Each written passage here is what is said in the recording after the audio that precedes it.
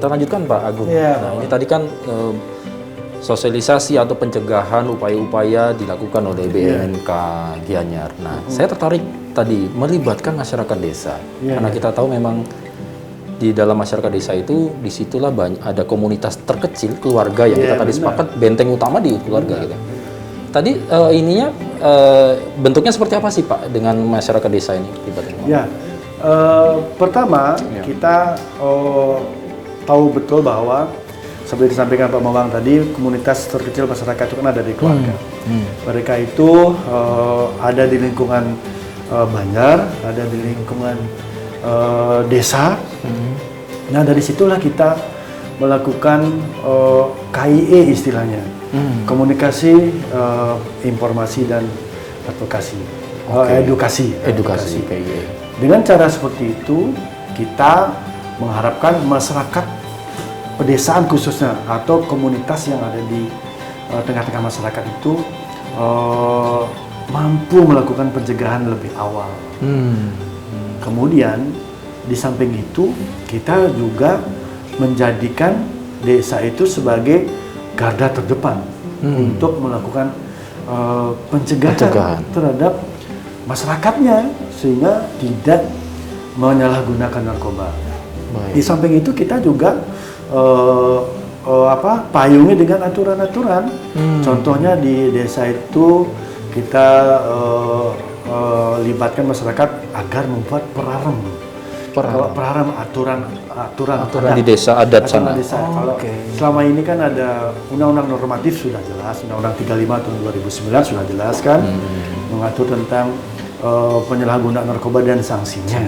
Nah, tapi kan di desa itu kita juga harapkan masyarakat membuat perarem yang tentunya berkaitan tentang penyalahgunaan narkoba yang dilakukan oleh masyarakat setempat dan sanksi apa yang akan ditimpakan kepada masyarakat yang ada di lingkungan itu apabila atau jika menyalahgunakan narkoba.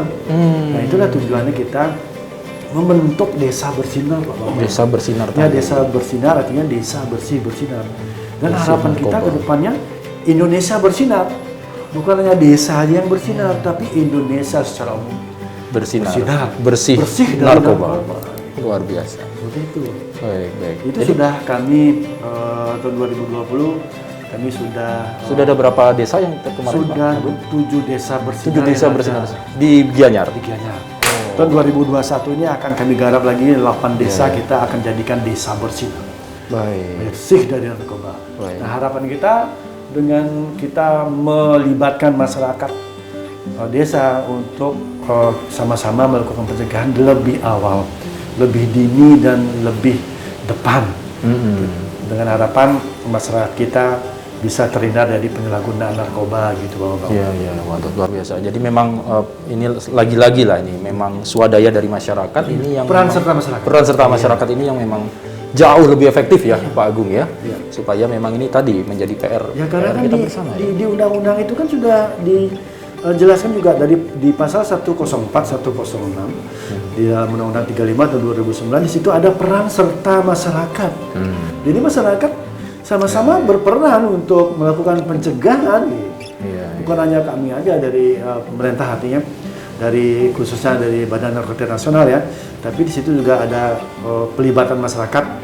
Di dalam undang juga dibunyikan bahwa masyarakat punya peran terhadap pencegahan penyalahgunaan narkoba. Baik. Nah, ini Pak Agung, ini kan kadangkala kita secara umum atau awam juga sebetulnya tidak tahu Pak ciri-ciri orang yang sebetulnya mereka ini memang dalam tanda kutip diduga narkoba. Nah, ini kalau dari pengalaman apa yang bisa disampaikan dengan Pak Agung?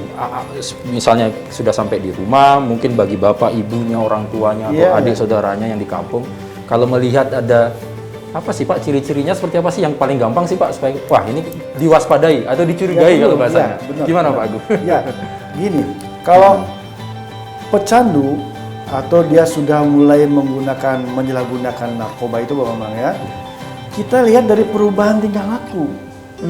Karena kalau sudah menggunakan narkoba, perilakunya pasti berubah. Yang dulunya dia hormat sama orang tuanya, kemudian rajin beribadah, Tapi setelah menggunakan itu, dia tidak akan menghiraukan itu lagi. Oh, oke. Ya, pasti akan terjadi perubahan perilaku. Dia kecenderungan untuk emosi, temperamental, dan kadang-kadang sudah mulai manipulatif. Manipulatif. Kemudian dia sudah mulai melakukan tindakan-tindakan kriminal. Contohnya menipu, itu ya, mencuri, kemudian menggadaikan. Kalau sudah ada gejala-gejala atau sikap-sikap seperti itu perlu diwaspadai, Pak Bambang. Patut diduga, sudah mulai patut curiga. ya, tanda kutip patut diduga. Patut diduga, ada kecurigaan ya. Patut dicurigai. Jadi orang tua atau saudara jangan malah menutup, malah jangan. oh ini nanti jadi aib saya gitu. Oh, nah itu bukan aib ya. Itu bukan aib, itu pun misalnya ada keluarga kita itu korban. Bukan aib. Jangan disalahartikan. Keluarga atau anak kita itu merupakan korban. Jadi keluarga lah yang harus membantu, menolong mereka. Jadi justrunya harus diselamatkan ya. Diselamatkan. Kalau bukan orang lain yang menyelamatkan mereka, nggak bisa dia. Harus dibantu dia. Dan caranya apa ya? Kami kan punya bidang rehabilitasi, Pak Bambang. Nah, kami punya bidang rehabilitasi. Nah, kami itu membantu masyarakat yang menjadi korban penyalahgunaan narkoba, pecandu, kita pulihkan dia di dalam program rehabilitasi, Pak Bambang. Nah, seperti itu. Baik, jadi misalnya Bapak Ibu atau masyarakat yang melihat mungkin patut diduga dari perilaku anggota keluarga, salah satunya ada yang disebutkan Pak Agung tadi, langsung nggak apa-apa komunikasiin ke BNN ya Pak ya. Nanti kita membantu. Karena mereka ini sebetulnya tidak sehat. Tidak sehat. Lagi sakit. Sakit ya. Justru ini akan proses penyembuhan disebut rehabilitasi. Rehabilitasi, ya. Nah, kalau rehabilitasi gimana nih Pak Agung penjelasannya? Kalau apa yang bisa dilakukan masyarakat? Nah gini, berkaitan tentang pemulihan ya Pak Bambang ya. Nah kalau sudah, makanya disampaikan jangan sekali-sekali pernah mencoba narkoba. Itu. Betul. Sekali kita mencoba, selamanya kita akan ketergantungan. Kalau kita sudah ketergantungan, kita tidak akan bisa kembali normal, sembuh seperti biasa. Penyalahguna narkoba atau pecandu narkoba itu hanya bisa dipulihkan. Dipulihkan melalui program rehabilitasi, Pak Bambang. Nah, kami di BNK Gianyar itu ada fasilitas, kami siapkan fasilitasi untuk rehabilitasi kepada korban penyalahgunaan narkoba dengan syarat dia harus melapor kepada kami. Nah, setelah dia melapor datang ke kami, atau mungkin kami yang kalau bisa kami akan mendatangi keluarga atau yang bersangkutan, kami akan melakukan assessment. Nah, kita akan melakukan assessment kepada yang bersangkutan, misalnya sejak kapan menggunakan, di mana saja menggunakan, dengan siapa aja menggunakan, zat apa aja yang digunakan. Nah, seperti itu kita assessment dulu. Setelah itu kita baru melakukan konseling kepada pecandu itu. Misalnya kalau kita dari hasil konseling dia diduga dual diagnosis gitu ya.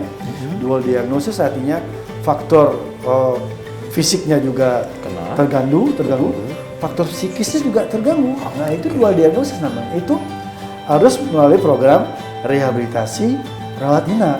Nggak bisa dilakukan rawat jalan. Nah, kalau kami di BNK Gianyar ini hanya memberikan fasilitas layanan rehabilitasi rawat jalan. Nah, relatif yang masih ringan ya. Ya, itu yang masih ringan. Ini.